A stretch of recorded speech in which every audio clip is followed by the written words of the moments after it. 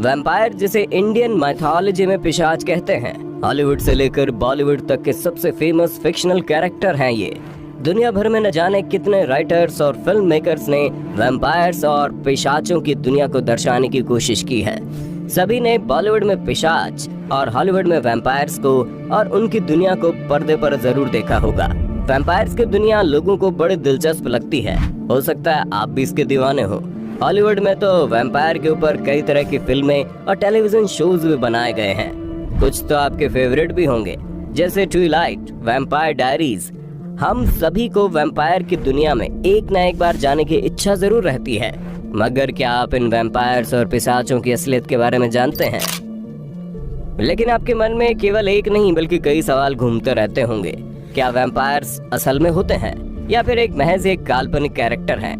जिस तरह से हमें फिल्मों में दिखाया जाता है, क्या उनकी दुनिया उसी तरह की होती है? क्या वैम्पायर्स आज भी मौजूद हैं? अगर आप वैम्पायर्स के दीवाने हैं तो आपके पास एक बड़ा सवाल होगा कि धूप में निकलने पर वैम्पायर्स के शरीर जलने क्यों लगते हैं। तो आज हम आपके मन में उठने वाले सारे सवालों के जवाब लेकर आए हैं। अगर आप वैम्पायर्स के फैन हैं तो आपके लिए जानना जरूरी है कि वैम्पायर्स के बारे में दुनिया भर में क्या बताया जाता है।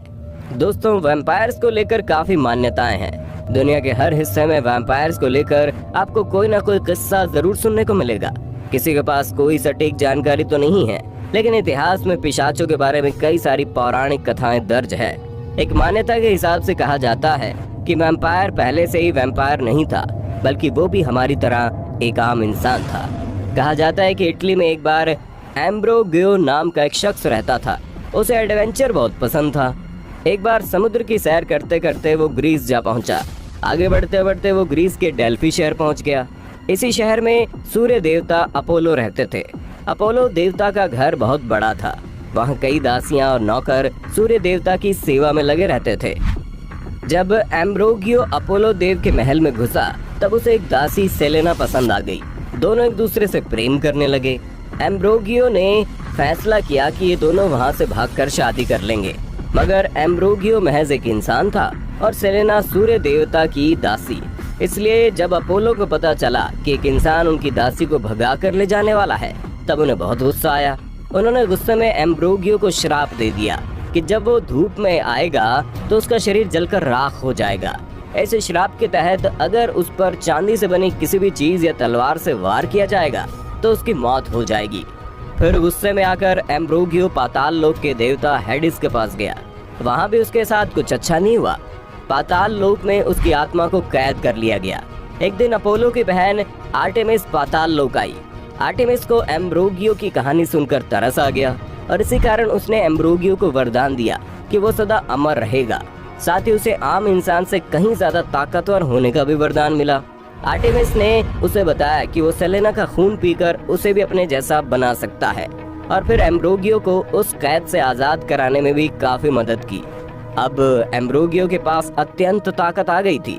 उसमें किसी को भी अपने जैसा बनाने की पावर थी। कैद से निकलने के बाद एम्ब्रोगियो सबसे पहले जाकर सेलेना के जिस्म में अपने नुकीले दांतों को गड़ाकर उसका खून पीता है और फिर उसे भी अपने जैसा ही एक वैम्पायर बना देता है। सेलेना और एम्ब्रोगियो वैम्पायर बनकर बड़े खुश थे। ये दोनों इटली के फ्लोरेंस शहर में जाकर बस गए। वहाँ उन्होंने शादी कर ली और अपने वैम्पायर वंशज को आगे बढ़ाने लगे। कहा जाता है कि एम्ब्रोगियो ने केवल सेलेना के साथ ही नहीं बल्कि कई और महिलाओं के साथ भी संबंध बनाकर वैम्पायर की प्रजाति को बढ़ाया। दोस्तों, इस मान्यता के हिसाब से वैम्पायर की प्रजाति इसी प्रकार से बढ़ गई। इस कथा के अनुसार वैम्पायर्स को खून पीने से शक्ति मिलती है और ये रात के अंधेरे में इंसानों का शिकार करने निकलते हैं, ठीक वैसा ही जैसा हमें फिल्मों में दिखाया जाता है। दोस्तों, अब आपको इस सवाल का जवाब मिल गया होगा कि जब भी वैम्पायर धूप में आते हैं तो उनका शरीर जलने क्यों लगता है। इस कथा के अनुसार माना गया कि ये उसी श्राप की वजह से होता है जो अपोलो ने एम्ब्रोगियो को दिया था। चलिए अब एक और मान्यता के बारे में जानते हैं जो नॉर्थ ईस्ट इंग्लैंड में बसा एक कैसल से जुड़ा है। 11वीं सदी की बात है। नॉर्थ ईस्ट इंग्लैंड में एक बहुत बड़े महल में एक परिवार रहता था। परिवार में एक पति और पत्नी भी रहते थे, परंतु उसकी पत्नी किसी और से प्रेम करती थी। एक बार उसने अपनी पत्नी और उसके प्रेमी को साथ में देख लिया। ये सब देखकर उसे बहुत गुस्सा आया और उससे रहा नहीं गया। वो महल के सबसे ऊपर वाले तले पर जाकर खड़ा हो गया और गुस्से में वहां से छलांग लगा दी।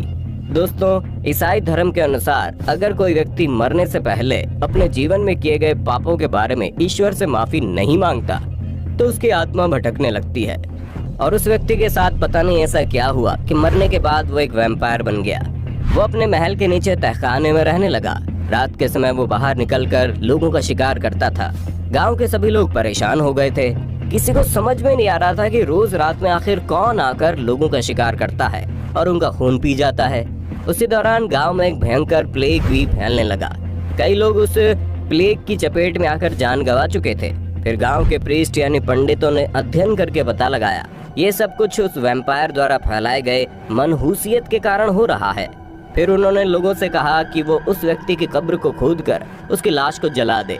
सभी ने वैसा ही किया और ऐसा करते ही गांव में फैले प्लेग के साथ साथ लोगों का शिकार होना भी बंद हो गया।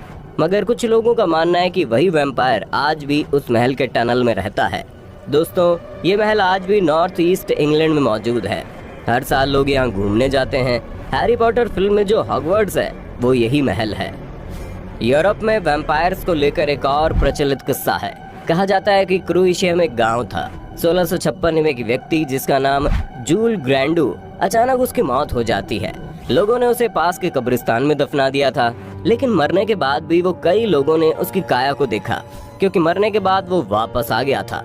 वो रोज रात में किसी के भी घर जाकर खटखटाने लगता और जिस भी व्यक्ति के घर जाता कुछ दिनों में उसकी मौत हो जाती थी। सभी लोग परेशान हो गए थे।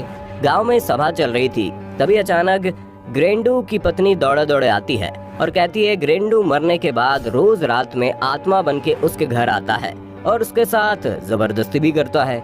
गांव में किसी को नहीं पता था कि ग्रेंडू को कैसे भगाया जाए। सभी लोग उसके डर में रहते थे। कोई रात में बाहर नहीं निकलता था। 16 वर्षों तक यही चलता रहा। फिर कई लोगों ने उसे खत्म करने के लिए प्लान बनाया। 16 वर्षों के बाद जब उसकी लाश को निकाला गया तो बिल्कुल ताज़ा थी, जैसे कि कल ही मरा हो। प्रीस्ट के अनुसार लोगों ने ग्रैंडू के दिल को लकड़ी की छड़ी से चीर दिया और उसकी लाश को जलाकर राख कर दिया। परंतु कई लोग कहते हैं कि इन सब के बावजूद ग्रैंडू आज भी मौजूद है। तो दोस्तों, यूरोपियन कथाओं के हिसाब से वैम्पायर मरने के बाद बनते हैं। इंडिया में भी पिशाच को लेकर कई किस्से बताए जाते हैं। दोस्तों, एक बहुत ही मशहूर टीवी शो जिसका नाम था विक्रम बेताल, इसके बारे में आपने सुना ही होगा। कहा जाता है बेताल भी एक तरह का पिशाच ही तो था। भारतीय कथाओं के अनुसार वैम्पायर की कई प्रजातियां होती है। पिशाच और पिशाचिनी दोनों शमशान और कब्रिस्तान के आसपास ही रहते हैं। ये शवों का मांस खाते हैं। भारतीय कथाओं के हिसाब से भी पिशाच मरने के बाद नहीं बल्कि अपनी ही प्रजाति में जन्म लेकर अपने वंशज को बढ़ाते हैं। इनके एक अलग ही दुनिया होती है। वहाँ अलग नियम कानून होते हैं। एक प्रकार के पिशाच के बारे में बताया गया है कि वे पुराने जमाने में युद्ध के मैदान में पाए जाते थे। जंग के बाद मारे गए लोगों के शवों का मांस खाते थे। पिशाच केवल मर्द ही नहीं बल्कि औरतें भी होती है, जिसे हम पिशाचिनी कहते हैं। पिशाचिनी और भी ज्यादा खतरनाक होती है। कई पिशाचिनी इंसानों के मरने से पहले ही उनका खून पी जाती है। लेकिन ये सब तो कहने वाली बातें हैं। कई तरह की कथाएं आज भी मौजूद है जो हमें उलझा के रख देती हैं। आपके मन में चल रहे सवालों का जवाब अलग अलग कथाओं द्वारा दिया जा सकता है। इतिहास में मौजूद कहानियां और किस्सों के हिसाब से बताना मुश्किल है कि वैम्पायर्स और पिशाच महज एक किरदार है, क्योंकि दुनिया भर में प्रचलित इन किस्सों में कोई न कोई सच्चाई का होना तो लाजमी है। हो सकता है पिशाच हमारे साथ हमारे दोस्त बनकर रहते हों। फिल्मों में जिस तरह उनकी दुनिया को दर्शाया जाता है, कहीं न कहीं वे इन मान्यताओं से मैच खाती है। अगर आप वैम्पायर्स के बारे में वैसा कुछ जानते हैं या सोचते हैं तो हो सकता है असलियत में उनकी दुनिया ऐसी ही हो और भी कई राज हैं जो कोई नहीं जानता। अक्सर हमें कहीं न कहीं से खबर मिलती है कि किसी इंसान का किरदार पिशाच से मिलता जुलता है। अक्सर न्यूज़ में इस तरह की बातें होती रहती है, परंतु इसे कोई भी प्रूफ नहीं कर सकता, क्योंकि कहीं न कहीं ये सब अफवाहें ही रहती है। अब ये आपके ऊपर निर्भर करता है कि आपको पिशाचों और उनकी दुनिया को सच मानना है या नहीं। अगर आप इन कथाओं के ऊपर भरोसा करना चाहते हैं तो आप ये मान सकते हैं कि वैम्पायर्स आज भी हमारे इस दुनिया में हमसे छुप कर रहते हैं।